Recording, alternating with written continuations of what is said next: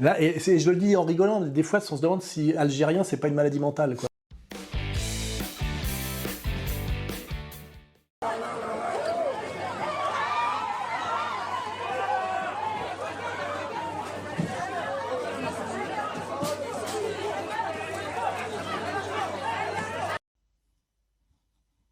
Ça y est, je l'ai mon ventilateur de chez Lidl. Ça n'a pas été sans mal. Le vrai prix des bonnes choses, comme ils disent. Ça, c'est sûr. Remarquez, la semaine prochaine, ils prévoient des températures de plus de 250 degrés. Si t'as pas de ventilo, t'es mort.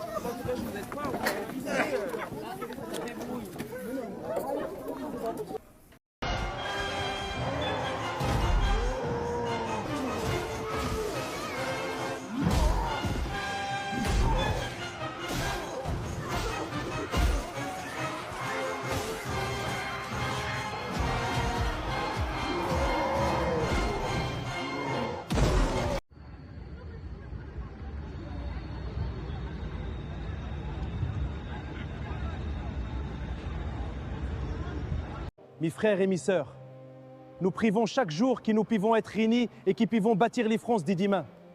Nous allons montrer aux Blancs que nous sommes plus civilisés qu'eux. Là, dis donc, Lidl fait des climatiseurs à 169 €. Oh là, chacun pour sa gueule! Et voilà, encore une belle journée de passée. Oui, à part les mioches qui criaient tout le temps, c'était super. Bon, on regarde les infos.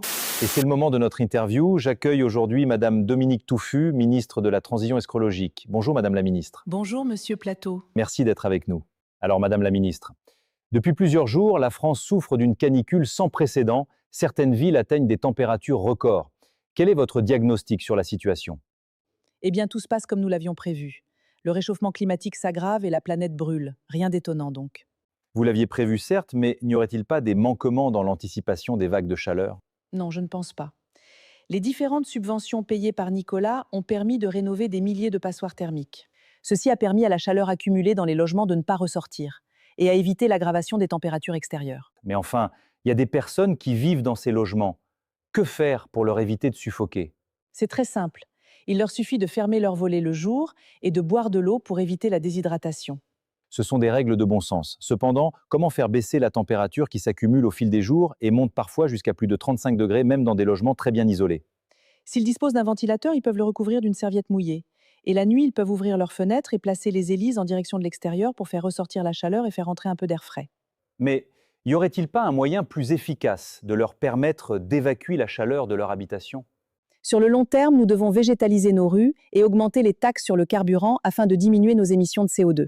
Et sur le court terme, Madame la ministre, ne peut-on rien faire d'autre? De quoi voulez-vous parler? Venez-en au fait! De la climatisation. Surtout pas! Cette machine de l'enfer, elle n'empêchera pas nos forêts de brûler et les animaux de mourir. Vous voulez tuer les petits chatons, Monsieur Plateau, c'est ça? Mais il y a des vies humaines en jeu. Des centaines de personnes meurent chaque jour. J'en ai rien à foutre! Qu'ils crèvent, ces enculés! On ne touche pas à la planète! Bon, eh bien c'est la fin de l'interview. Merci Madame la ministre. De rien, connard!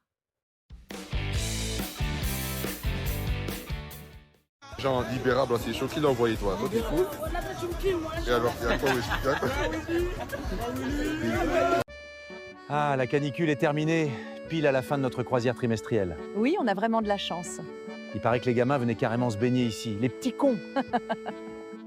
D'ailleurs, t'as vu la vidéo de l'autre imbécile en vélo qui s'est fait asperger par des dizaines de gamins?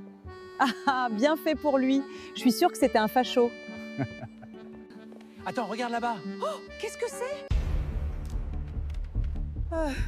Tire pas, on a cotisé nous, on a reconstruit le pays.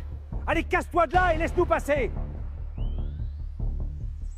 Ah, arrête! Petit coquin, fuyez! Vite! Je n'en peux plus! Eh mais putain! Tout est foutu! Enculé de boomer! Trop cool, c'est gratuit! C'est bon, je crois qu'on l'a semé. Mais pourquoi il nous a fait ça, enfin? Rappelle-toi de notre réunion au PS. C'est sa condition sociale qui veut ça, ce n'est pas de sa faute à ce petit ange. Et ce pauvre Nicolas, le primeur, il faudra qu'on aille s'excuser. Oh, pas la peine, son assurance payera. Wallah, c'est quoi ce bordel? Alors comme ça on emmerde la douane, wesh! J'ai vu Agra Zebi. Oh merde! S'il vous plaît, on a voté à gauche, on est avec vous! En plus, on est un peu frères, on a une villa à Marrakech.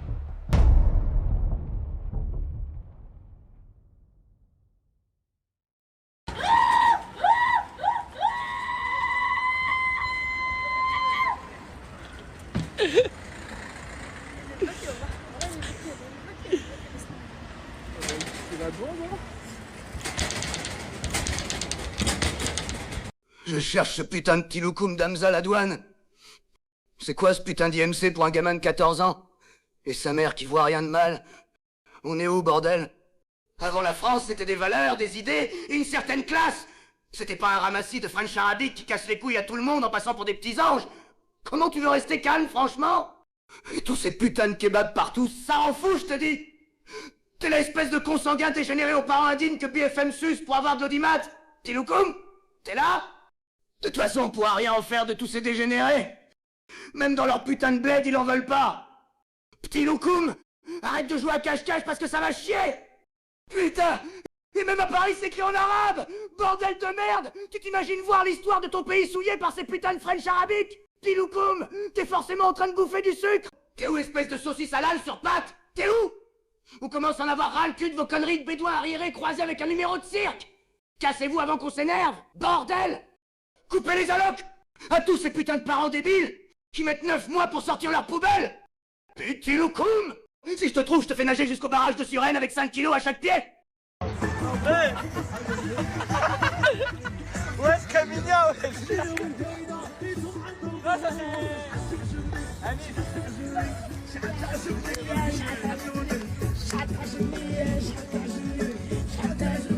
Mais est-ce que tu sais parler arabe, toi? Bah oui, je parle bien arabe, kabyle.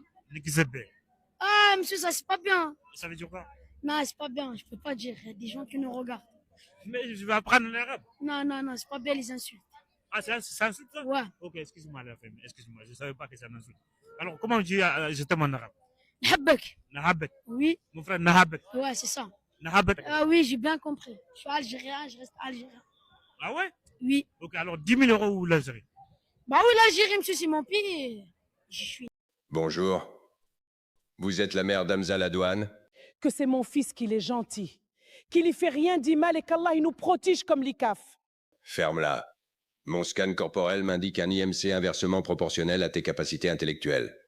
Si tu ne vois pas le problème avec ton fils, c'est que tu en fais partie. Mais il est gentil.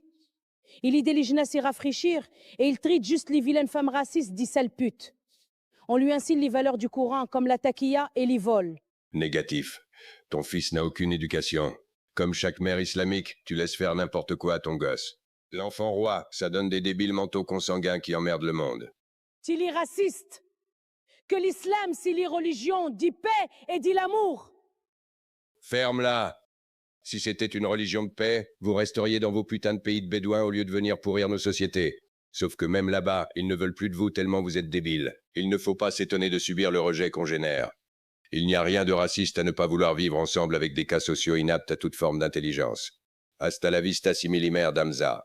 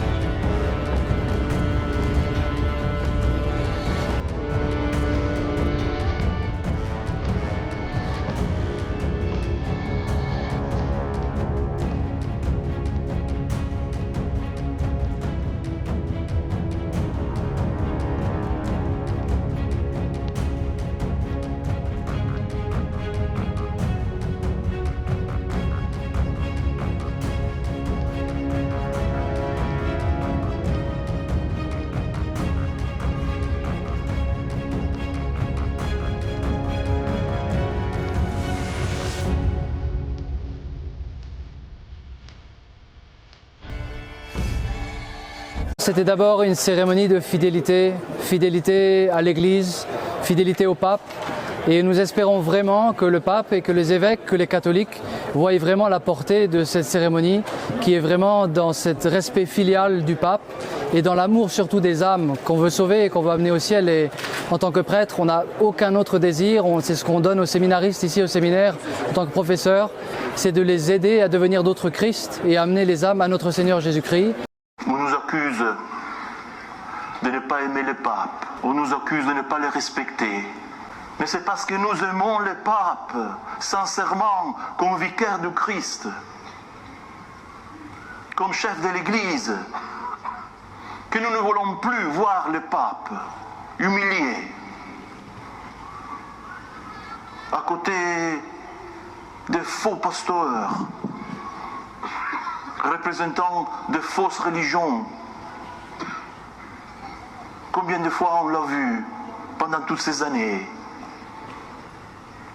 C'est parce que nous aimons les vicaires du Christ que nous ne voulons plus cette humiliation pour le pape. Humiliation qui retombe sur toute l'Église, traitée sur un pied d'égalité avec les fausses religions.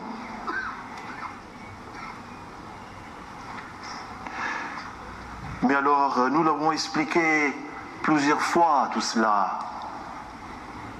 Nous l'avons expliqué presque dans toutes les langues qui existent sur la face de la terre. Et pourquoi nous ne sommes pas compris? Pourquoi? Parce que, évidemment, ils vont titrer sans doute des journaux, le schisme, les communications, n'est-ce pas, tant qu'ils pourront. Et pour nous, eh bien, nous sommes persuadés donc que toutes ces accusations dont nous sommes l'objet, toutes ces peines dont nous sommes l'objet sont nulles, absolument nulles. Et nous n'en tenons, c'est pourquoi nous n'en tenons absolument aucun compte. De même que nous n'avons pas tenu compte de la suspense et que nous avons fini par être félicités par l'Église, et même par l'Église progressiste, eh bien, de même, dans quelques années, je ne sais pas, le bon Dieu seul connaît le nombre des années qu'il faudra, pour que le jour où la tradition retrouve ses droits à Rome, nous serons embrassés par les autorités romaines qui nous remercieront d'avoir maintenu la foi dans les séminaires, dans les familles, dans les cités, dans nos pays, dans nos couvents, dans nos maisons religieuses, pour la plus grande gloire du bon Dieu et pour le salut des âmes. Au nom du Père et du Fils et du Saint-Esprit.